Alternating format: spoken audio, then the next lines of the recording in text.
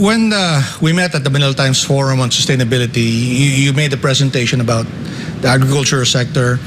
It's seemingly so complex, so overwhelming. Where do we start? Where can we start? Maybe from your perspective, from the Chamber's perspective, where do we begin to fix the problem? Well, there's been quite discussion already on the challenges and problems of agriculture, and some suggestions on how this could be addressed. But perhaps what I think is we should focus first on the basic essentials. Okay. Our staple goods, as well as staple products like rice, corn, and meat. Okay. Of course, fisheries. Those are the key. The basics. Yeah. And our basic problem is productivity. Okay. And to do that, the basic element is just irrigation, proper irrigation. We have fertilizers or fertilization and hybrid seeds. Right. In all crops, we need good seeds to be able to produce a good yield for our crops. In terms of irrigation, we are now about 65%. From 61, we now 65% irrigated area. Okay. But we are challenged because we are a nation of islands, and we cannot just build dams everywhere because we have small islands. Right. So we need small irrigation to be able to support the other irrigation system that we need. Some also we will need electricity and power for our post-harvest. And 75% of our rice, if we're talking about rice, comes from irrigated areas. Now, the question is, the President has targeted a 97.5% sufficiency level. Yes. That's a good target, and I think it's doable. Okay. And he also matched it with Masagana 150. Okay. Just to explain what it's all about, just improving our efficiency in converting palay into rice. Right now, the big millers, the rice millers, are converting palay to rice by about 55% level, 55 to 60% efficiency. level. But other countries can convert it to 70%. Oh, wow. Now, I'm trying to put forward a proposal to have mini agro-industrial facilities in all barangays. It will not involve too much. Okay. It will involve rice dryers, rice milling, small rice milling, these small areas, and then you have the warehouse and a forward truck to deliver the product. Right. And this can be done also with corn. If we have seen palay not already being spread or sun-dried in roads, and then we have improved. Okay. We need about 2 to 3 million just for one mini agro-industrial facility. And I'm proposing all about 10% of our barangays. We have 42,000 barangays. Okay. If we can have about 4,000 mini agro-industrial facilities in these barangays, concentrated in areas where they are planted and where they are harvested. Right. Rice for Central Luzon, Cagayan Valley, Ilocos, and perhaps Ilocos Norte, Ilocos region. Right. And for corn, Northern Mindanao, Isaac-Sargen, and so on. No? This will be concentrated in these areas. And the thing is, our experience is that if you have one variety being milled, you can convert palay by 70% if you're the one milling it. Okay. But if you deliver your palay to a big rice mill, then it's considered as a mixed or they call it rumble. Okay. With a rumble, consolidated. Yes, it's consolidated different varieties. Then you get about 55% recovery. Okay. And the rice bran also goes to the rice miller. Right.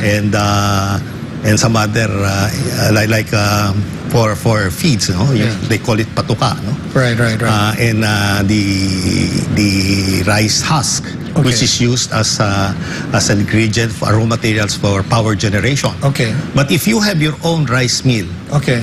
and you can have your own rice brand and you can recover 70% Okay. to rice.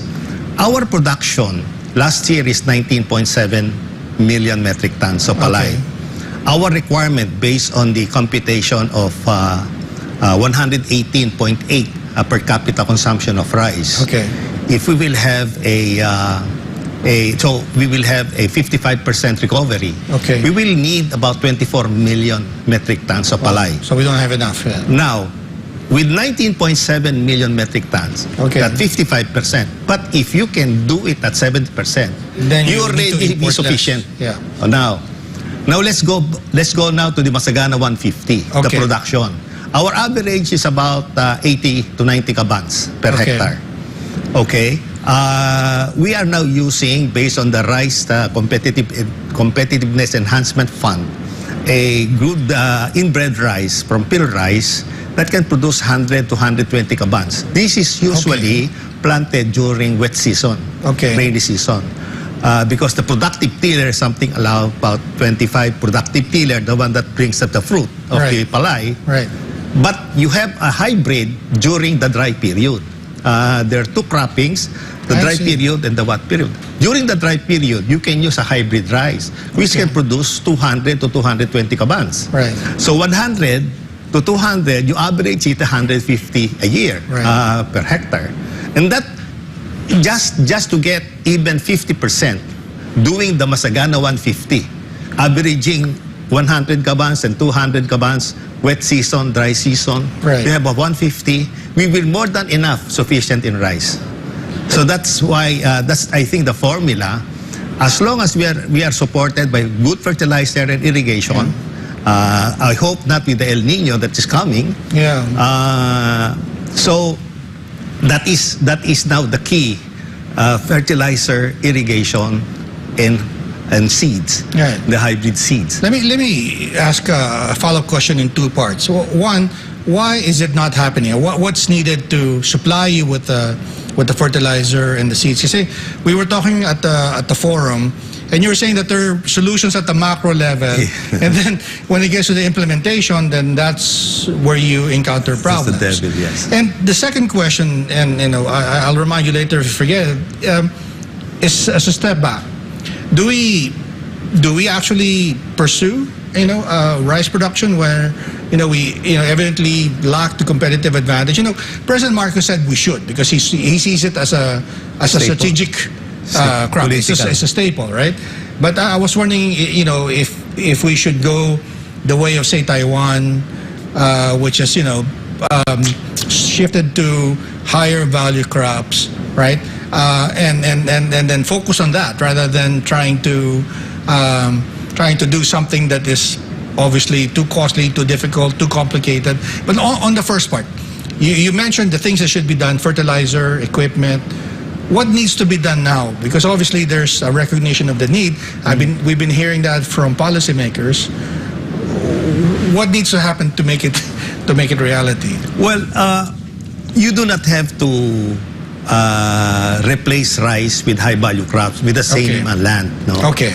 We have 3.65 million hectares of coconut areas. Okay. That is 88% of that is monocrop, meaning coconut. One crop, yeah. There's we can have an intercropping, or we can have a canopy plantation. I see. You need the coconut. So coconut and rice. Yeah, no, not rice. We maintain what is being planted with rice of 4 point something million hectares, but we are talking now of diversification. Right. Because we are rice-centric, all the budget is in rice. Right. What we can say is just let's improve on the production of rice I see. by having this hybrid rice, hybrid seeds, Yeah. and irrigation and fertilization. Okay. We'll talk about the biofertilizer later. Is another issue. Yeah. But we can go into diversification through the coconut plantations. This is about a quarter of our land is being planted with coconut, and 88% is monocrop. What would be a suitable crop to plant with coconuts? I heard pepper. Is that a Yes, good the one? best is coffee and cacao. Coffee and cacao. we can have also livestock, no? Okay. Dairy, we can have corn in between, or forage, or we can have them as grazing. The problem with coconut is about 75% of our coconut areas is about 2 hectares and below. Okay. So we need a consolidation of the coconut. And we are only producing in coconut about 44 nuts when we can produce 90 to 100 nuts per tree with 345 million trees, as against the other countries that's producing it. And that needs, we need replacement of the old coconut trees. And I have said, we go to intercropping, and there's a lot of things you can do in between. Because, for example, coffee and cacao is really for the forest. It needs, it doesn't need much rain, much sunlight. I see. So we can compete on coffee and cacao. We are one of the best cacao chocolate maker in the world. We always win awards in Europe. So that's not, we do not have to exchange high value crops. You don't have to give up rice. the rice. Yes, we continue with the rice because this is our staple. And that is doable. The production of rice is doable. Now the thing is how to increase now the income of the farmer. With diversification, we go to the coconut because the coconut farmers, that is where most of our farmers that live below poverty level. Coconut. O sa coconut plantation. So we need to bring them up. The rice farmers are doing okay. So with these mini agro-industrial centers or facilities, it can go to rice, coconut areas, vegetables, fruits, and we can also diversify it in fruits. By next year, I would suppose we should be hitting upper middle income level in terms of per capita.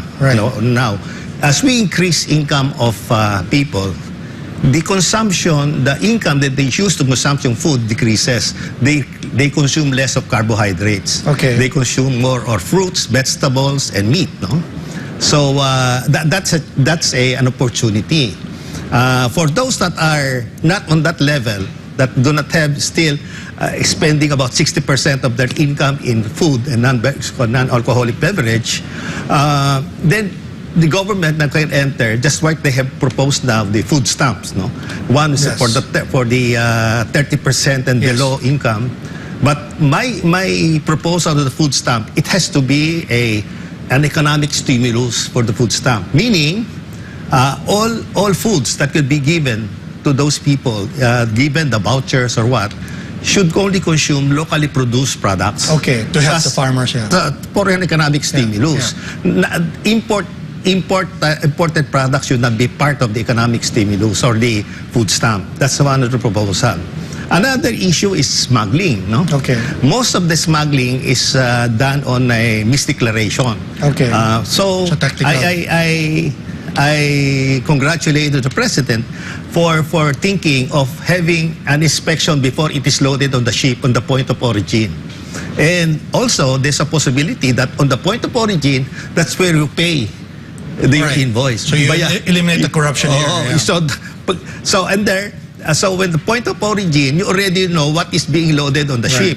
It also prevents the incoming of diseases and pests or whatever, the phytosanitary protection.